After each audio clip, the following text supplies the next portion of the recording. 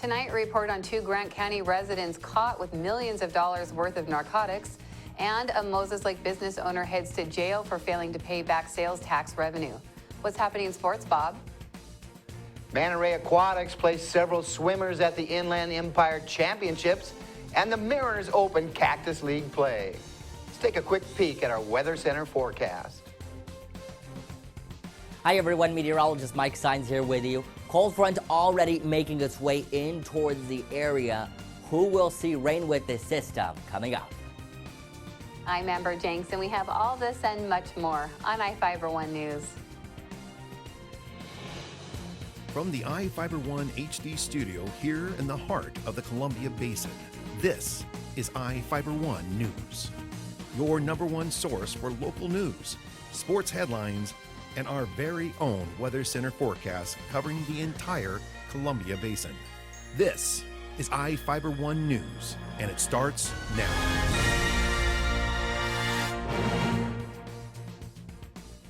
Two Grant County residents were allegedly caught with more than $2.3 million worth of cocaine and methamphetamine during a traffic stop in Oregon. Alberto Alejandro Martinez, a 32-year-old Moses Lake man, and Jose Joel Hoguera del Rio, a 31-year-old Royal City man, were reportedly driving a 2008 Dodge Caravan on State Route 97 south of Biggs Junction when they were stopped by police for a traffic violation. According to the Oregon State Police, on Monday, a state trooper reportedly noticed a handgun in the van when Hoguera del Rio opened the glove box. Neither suspect has a concealed weapons permit, and both were told to get out of the vehicle. When the trooper went to retrieve the gun, he reportedly noticed a rolled-up $5 bill with a white powder residue. Police reportedly found 25 pounds of cocaine in a duffel bag and 44 pounds of methamphetamine in a storage compartment. Both Martinez and Hoguera del Rio were booked into Multnomah County Jail and are facing federal charges. The Quincy City Council is looking to improve traffic safety at a main intersection on State Route 28. Reporter Cameron Probert has the details. Quincy is examining how to improve an intersection at the edge of the city. The City Council approved looking for an engineer to recommend a system to direct traffic at the intersection of 13th Avenue Southwest and State Route 28. Council members did not discuss the proposal before unanimously approving it. The engineer is going to suggest whether a traffic signal or a roundabout would work better to direct traffic at the intersection. The intersection serves Shopco, a shopping center, and Ace Hardware on one side, and several industries on the other. City engineer Ariel Bellino said the city is going to use the study to seek state funding to change the intersection. City officials are expected to begin reviewing the proposals after March 14th. For iFIBER 1 News, this is Cameron Probert reporting. 2 men allegedly tied up and attacked their father because of a custody dispute.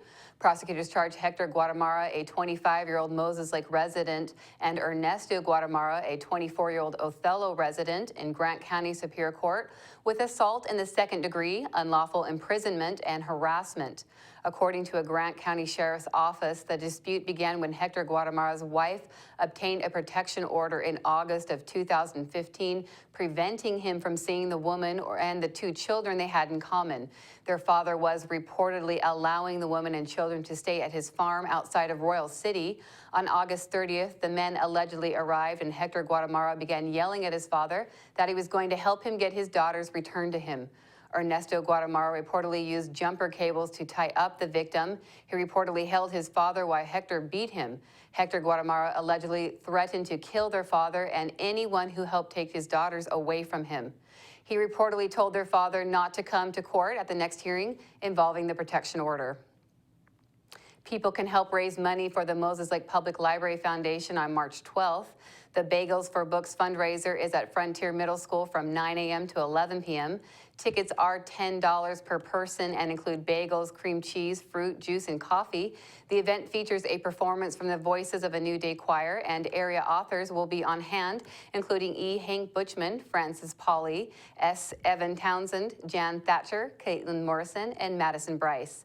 Money raised from the event goes towards purchasing new shelving at the library. The curved shelving was installed when the library opened in 1965 and needs to be replaced. According to the Library Foundation, new interchangeable shelves would allow the library to better use the limited space. Now we take a look at people being sought by law enforcement. This is Sheriff Tom Jones with the Grant County Sheriff's Office. Each of the people you see here have a warrant for their arrest. If you see any of these people, we ask you do not attempt to detain or apprehend them, but call us at 509-762-1160 or send us an email at crimetips@co.grant.wa.us. If the person is presenting a danger, call 911. With your help, we can bring these people to justice and make our community safer. We'll be back right after this. Here comes Obamacare, the biggest change in the tax code in 20 years. I'm ABC's Richard Davies with today's tax tip. This year's tax season marks the first time you'll be asked for information regarding your health insurance. Eric Smith of the IRS says for most people, this will be a non-issue. For more than 3 out of 4 taxpayers, the change will involve just simply checking a box on your return. That box indicates that you had health coverage and most likely through your employer. Others who bought government-backed health care and received a tax credit to help them pay for it will have to account for whether they calculated correctly. Kathy Pickering of H&R Block says there'll either be a payment or a refund. When they come in to file their taxes, now they're reconciling how they estimated their income to what their actual income is. The IRS says if you're low income and not required to file a tax return, you don't have to buy health coverage. But for those who could afford it and chose not to, they'll get a fine. With today's tax tip, Richard Davies, ABC News. Now for your iFIBER 1 News Weather Center forecast.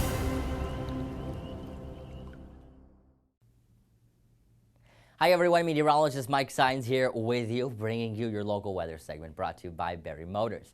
One great place to buy and service a car. Headlines for tonight, we are going to see light showers around the area, snow in the mountains, that's due to a frontal system making its way in towards our region this evening, and we are going to see various systems, and I'm tracking the latest for you. Taking a look at our almanac for us here in Ephrata, we reached a low of 33 degrees, far from the record of 5.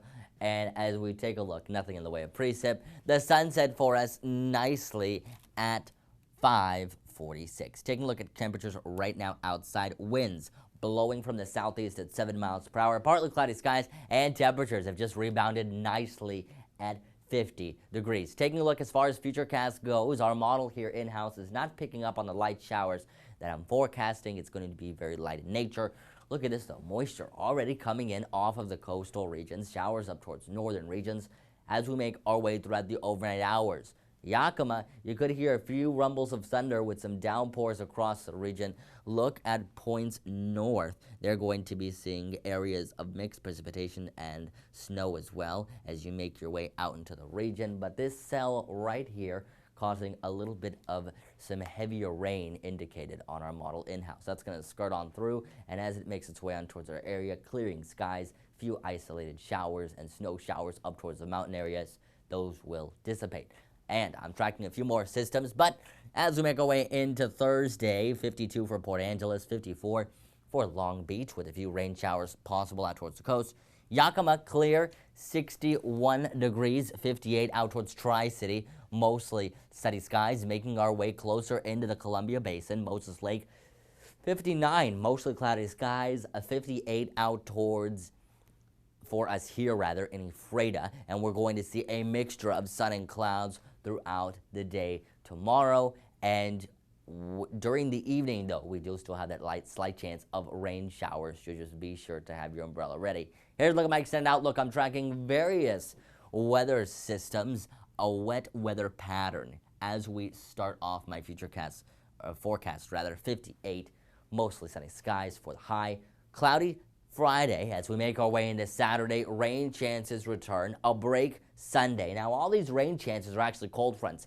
Making our way into Monday, rain chances again, break for Tuesday, Wednesday, another shot of rain. So folks, everyone will see rain once this event is said and done. Various chances are in my forecast, temperatures staying into the 50s. Thanks for watching. Sports is next.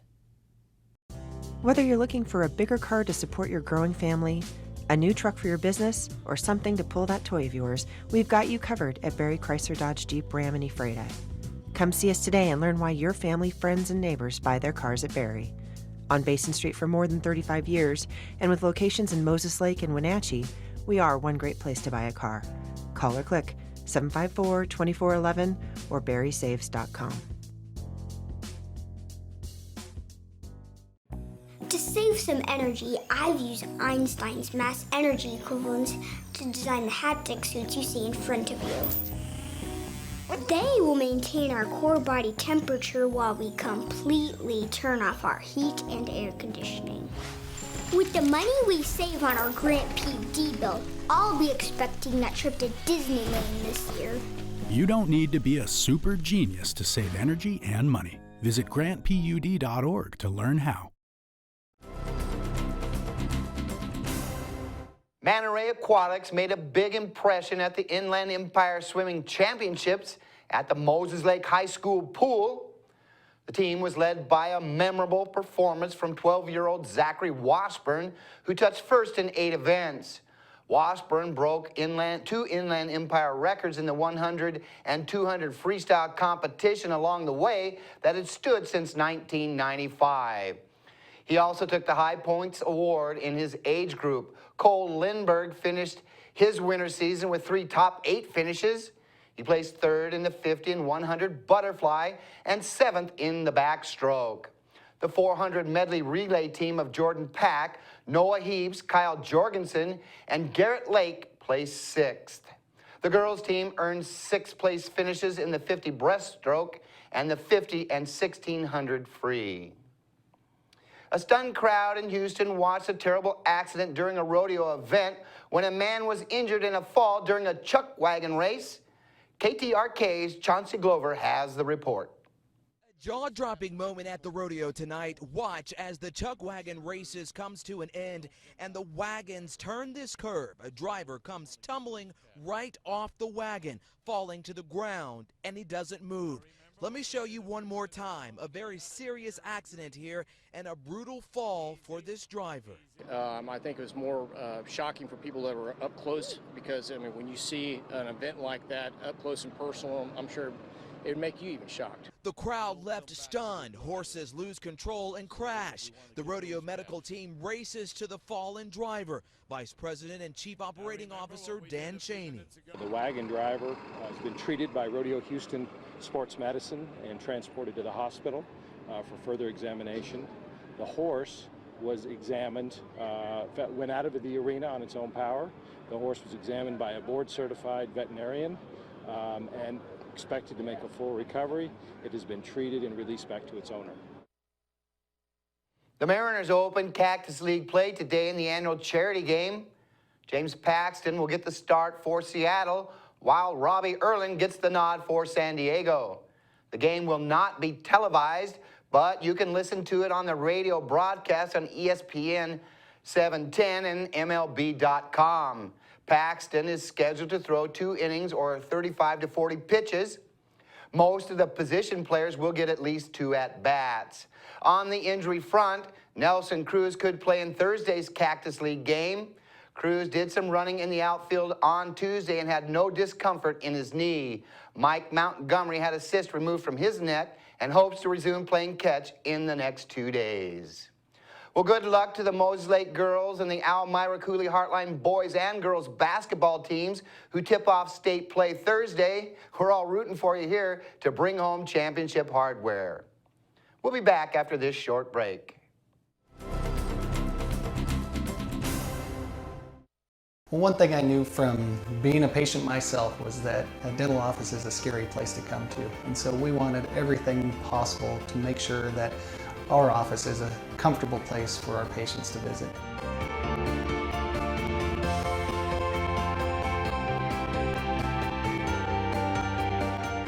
The patients that I have, my clients, have made me a part of this community, and we want to give back in every way possible. You don't have to drive to Seattle for exceptional cancer care. Confluence Health's cancer program delivers world-class care close to home. We have a highly experienced oncology team in a state-of-the-art facility, and we're a member of the Seattle Cancer Care Alliance, which gives our patients access to world-renowned therapies developed at Fred Hutchinson, the University of Washington Medicine, and Seattle Children's. Together with the SCCA, we're delivering world-class cancer care close to home.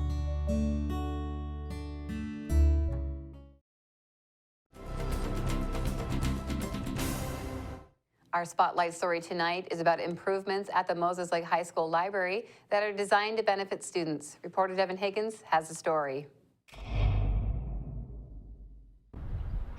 With all the talk in the Moses Lake School District over the past few years about the need for a new high school, teachers and faculty have been doing what they can to keep the current high school as up to date as possible. In most high schools, the library is a place to find old books to use for term papers, but when research teacher Jessica Merritt took over as librarian last year, she brought in some new ideas about how to make it a better resource for students. So the first thing that I went after was tackling the tutoring center. I really felt strongly like we needed kind of like a college library where you have your math lab, your English lab, that kind of thing.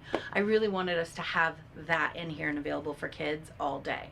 So that was kind of the first piece, was going, okay, we're going to use this space for the library tutoring center, and then we will kind of go from there. And so we wanted to create a fiction section with chairs for kids to sit in, so it's a little more comfy, a little more laid back, and then a nonfiction section so that it's very obvious where everything is. In order to turn the library into a space that would be helpful to the largest percentage of students, Merritt said she had to make some tough choices to get it where she thought it needed to be. I think it is absolutely critical. What we wanted was, we wanted a place where kids could come in, they could access the research, they could access resources, they could access me and my staff, so that we could help them move forward. We wanted them to know this is where you're going to help prepare yourself for college. I weeded through all of our books and I got rid of things. We had stuff that was literally 75 years old that I then went through, and I touched every single book in this library multiple times to be sure that what we put on the shelves was in the best interest of kids. In the digital age, finding the right balance between access to electronic media and traditional books can be difficult, and Merritt says it's something which can change from year to year. For me, the line comes with the difference between fiction and nonfiction.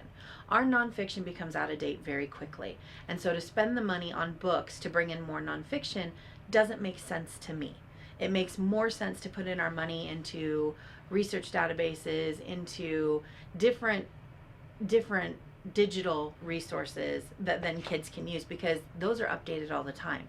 So I think for me, I can see the nonfiction moving more out of the library and into digital. For the fiction, it's like I said, we've got kids that want to hold a book and we've got kids that would be happy with an e-reader. And so I think that's where I have to find more of the balance of what the kids want, and really truly finding out what's going to help you read more, because I love books. I am a book nerd. I'm totally okay with that.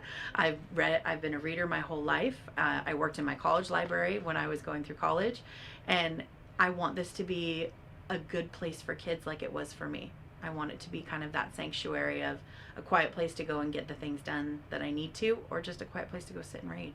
In Moses Lake, Devin Higgins for iFIBER 1 News. We'll be right back after this.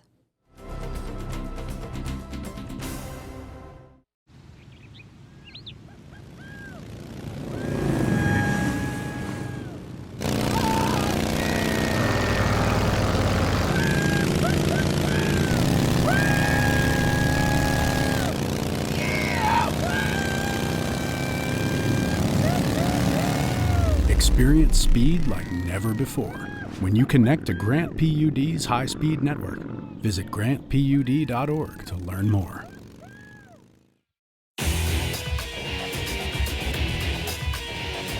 We are real students, and this really is our college.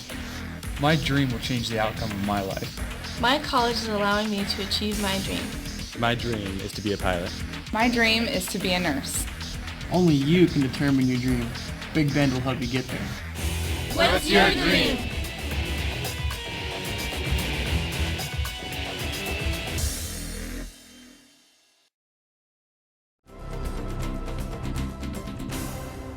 Welcome back. The American Red Cross is hosting 3 blood drives in Grant County during March and is asking for donors. The first drive is in Beverly on March 16th from 9 a.m. to 2 p.m. at the Hydro Engineer Building, located at 14352 Highway 243 South. The second is on March 29th from noon to 5 p.m. at the Grant County Fire District 8 station at 510 Government Road in Mattawa. A third drive is at the Warden Community Center on March 31st from noon to 5 p.m. The center is located at 115 North Oak Avenue. Anyone 18 and older is eligible to donate blood if they meet mandatory screening requirements. Healthy donors of all blood types are needed to maintain an adequate supply for patients. People with blood types O negative, A negative, and B negative are especially needed. A business owner is serving 6 months in jail after he failed to give the state roughly $41,000 in sales tax revenue. Juan Armechi, a 55-year-old Moses Lake resident, pleaded guilty in Grant County Superior Court to theft in the first degree, 2 counts of filing a false or fraudulent tax returns, and operating a business without a license. Washington State Attorney General investigators found Armechi didn't pay $41,000 in retail sales taxes between 2011 and 2013. Armechi's business, Desert Oasis Investments, reported his income under the business and occupation tax, which meant he paid less than retail sales tax rate in Grant County. He continued to avoid paying sales tax after opening Desert Thunder Custom Cycles in Moses Lake and later in Wenatchee. New Life Christian School is hosting their annual Black and Green Gala fundraiser on Saturday. The gala is at the Bethlehem Chapel Assembly of God Church in Ephrata, located at 612 3rd Avenue Southeast. It's the school's largest annual fundraiser and helps provide educational opportunities for new and current students at New Life Christian. This year's goal is to raise $80,000. The gala includes dinner and a live auction, and both single and group tickets are available for pre-order. Single tickets are $35, tables for 8 are $245, and tables for 10 are $315. A full list of auction items is available, and tickets can be purchased through the school's website, www.newlifeephrata.com. In Northwest news, an Idaho state lawmaker is in hot water for comments he made during a committee meeting last week. The state representative said rape victims are less likely to become pregnant because of the trauma of the situation. For CNN, Jeff Platt has a story. I'm under the understanding that in many cases of rape, it does not involve any pregnancy because of the trauma of the situation. That may be true with incest a little bit. These were Nielsen's statements during a House committee meeting Thursday regarding a bill requiring women interested in getting an abortion being provided with a list of places they could get free ultrasounds. He tells me he read this years ago before he was a lawmaker, though he doesn't remember exactly where. We asked a local OBGYN if there is any truth to the idea. While she says there's no scientific evidence of this phenomenon, there is an all too common misconception. This idea may come from the fact that sometimes chronic severe stress will affect fertility, but the acute stress of rape or incest does not affect fertility. Nielsen tells me several doctors and average Joes from across the nation have been emailing and calling him since he uttered those words. Most of them were very upset with me, saying I didn't understand, I don't know what I'm talking about, and I need to get educated. They just say it out that plain. The representative does want people to know he is not insensitive to rape victims, telling me he has 5 daughters, and if someone were to rape one of them, I would probably take somebody apart. Still, Nielsen holds steadfastly to his beliefs. That's going to do it here for us at iFIBER 1 News. We want to thank you for watching, and we'll see you again tomorrow.